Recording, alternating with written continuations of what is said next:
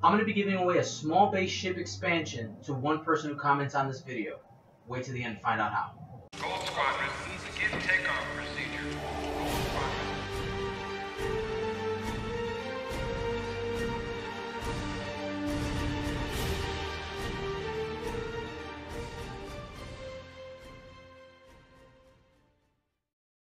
Hello everyone, my name is Dio Morales, host of the Gold Squadron podcast, live streams, and of course, this YouTube channel. And today we're going to be talking about an aspect of the X-Wing miniatures game that's often taken for granted. And that's the wiggle room between your pegs. I'm going to start off here by simply showing you that there is, in fact, wiggle room between your pegs. Here you'll see a picture I took of a ship close up to show the wiggle room. Also, you can see me place the template in front of the ship and have the ability to slide it back and forth. So what I want to do today is show you a way to use that wiggle room to your advantage.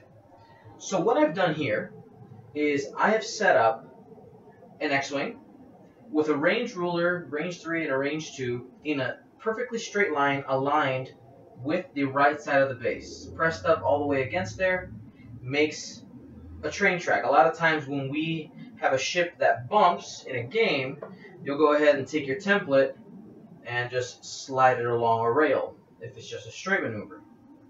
So you'll see if this ship actually moved in a straight line, it would clip that rock right there. You can see the overlap right here. I'll go ahead and show the picture right now.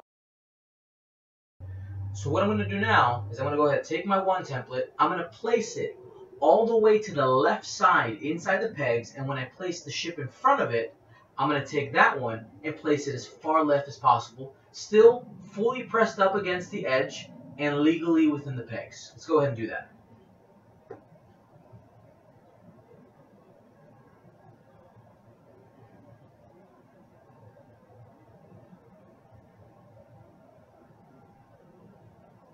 As you can see from the close-up here, there is a clear gap between our second ship and the rail that is pressed up against our first ship.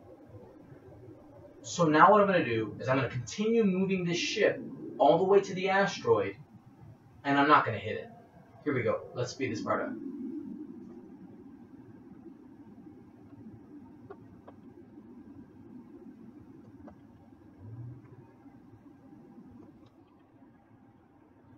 So there it is. I've moved the ship all the way, and I have not overlapped the obstacle. Now, of course, during our experiment, what I did is that I took my time and made sure I got all the slack I could to the left and made sure that my X-Wing didn't hit that.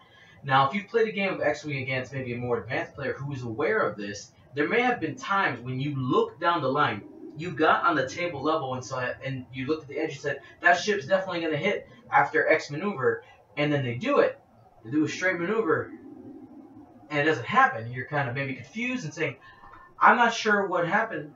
A lot of times that's what it is, using the wiggle room. This applies to more than just straight maneuvers and avoiding obstacles or other ships. This also can be applied to formation flying.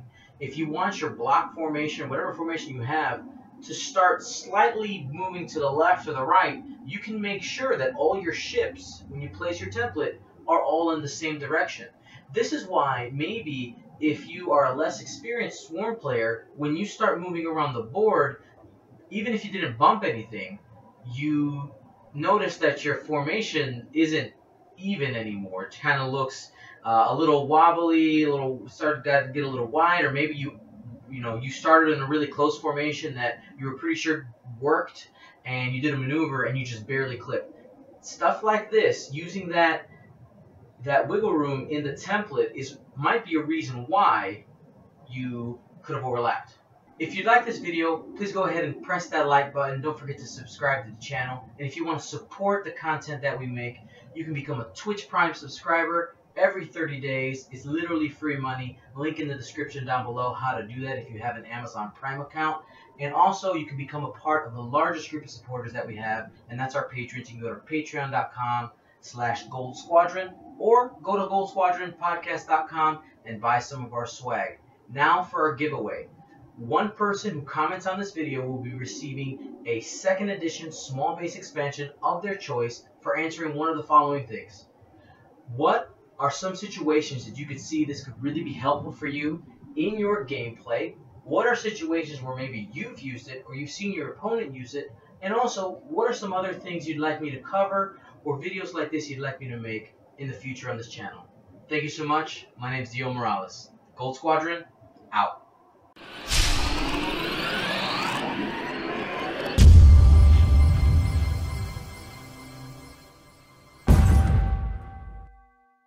A couple things to keep in mind